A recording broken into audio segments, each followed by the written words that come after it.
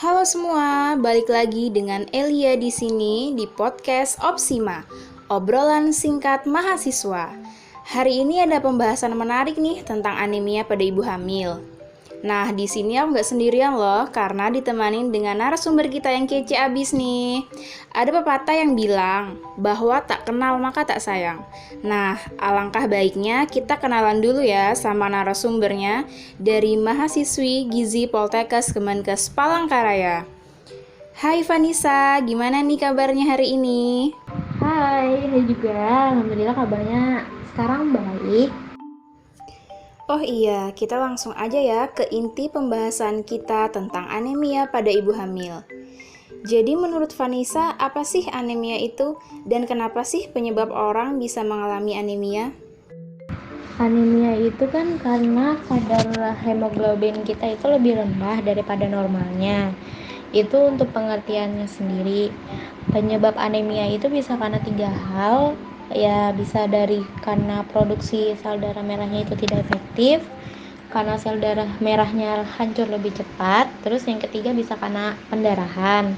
Oh, berarti untuk menentukan orang itu anemia atau enggak, bisa dilihat dari kadar hemoglobinnya ya?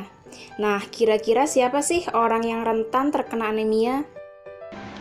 Yang lebih rentan itu biasanya ya ibu hamil, bayi, dan wanita usia subur. Kalau ibu hamil rentan karena kan dia semakin bertambahnya usia kehamilan, maka kebutuhan zat gizinya akan semakin meningkat. Dan otomatis zat besinya juga meningkat kurang lebih sekitar 50% lebih banyak daripada orang yang tidak hamil. Kalau bayi itu kenapa beresiko? Karena pada usia kehamilannya ibunya sudah mengalami anemia, jadi akan berdampak kepada bayinya. Dan yang terakhir wanita usia subur karena kita kan mengalami menstruasi ya. Nah, pas menstruasi itu kan kita kehilangan banyak darah. Nah, itu juga bisa menyebabkan anemia itu sendiri terjadi. Wah, berarti pas banget ya dengan tema kita hari ini tentang anemia pada ibu hamil. Berarti ibu hamil emang rentan mengalami anemia karena kebutuhan zat besinya itu tinggi. Nah, gimana sih hubungannya antara zat besi dengan anemia itu?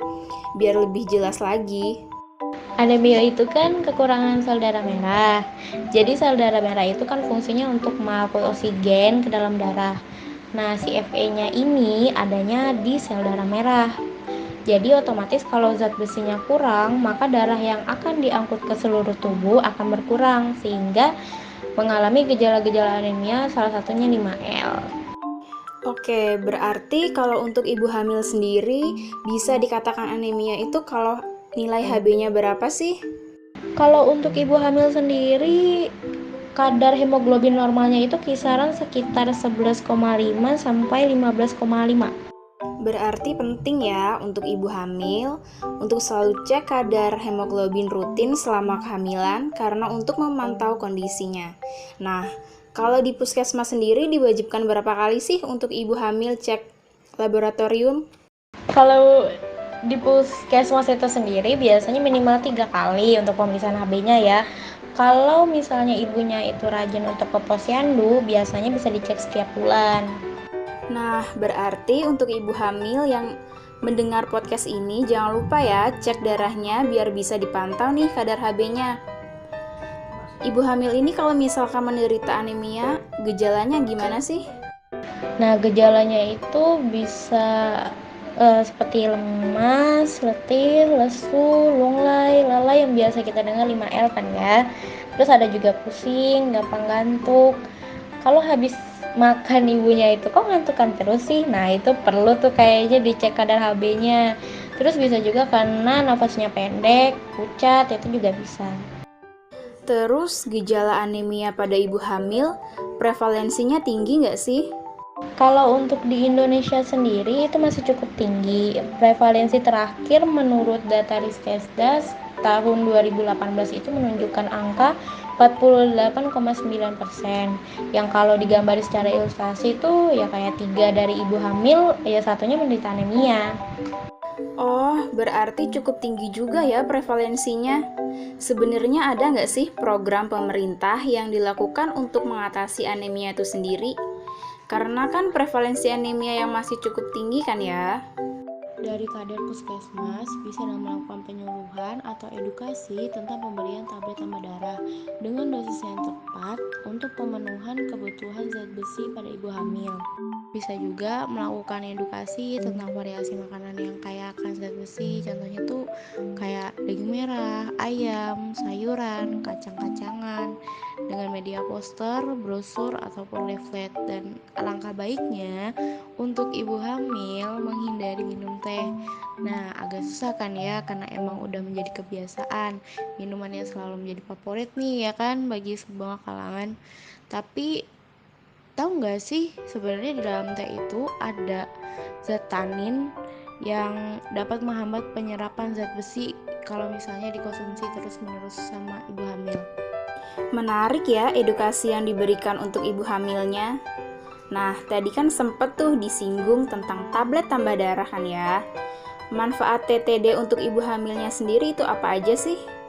Tablet tambah darah itu penting ya buat kebutuhan zat besi ibu hamil.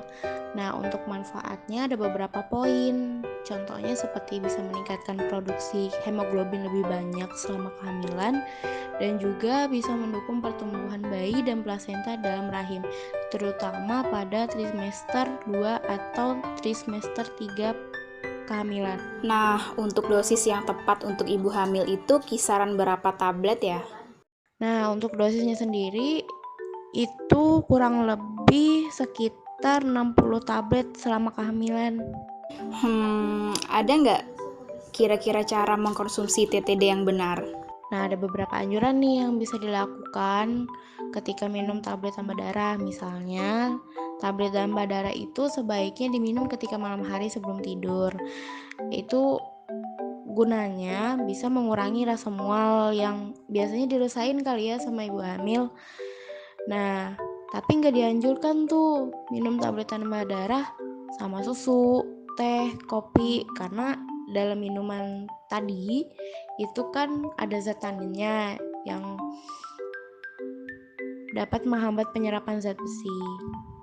Tapi kan sekarang lagi musim pandemi nih. Gimana sih caranya mendapatkan tablet tambah darah dengan kondisi yang tidak memungkinkan untuk keluar rumah?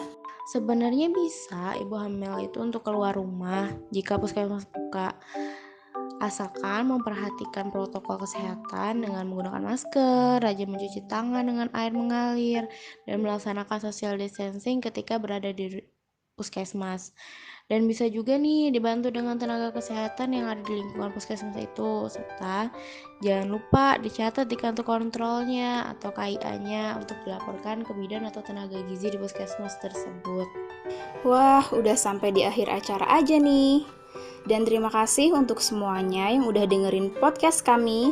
Semoga apa yang telah disampaikan tadi bermanfaat dan membawa perubahan yang baik ya untuk kedepannya, serta dapat menambah pengetahuan kalian semua.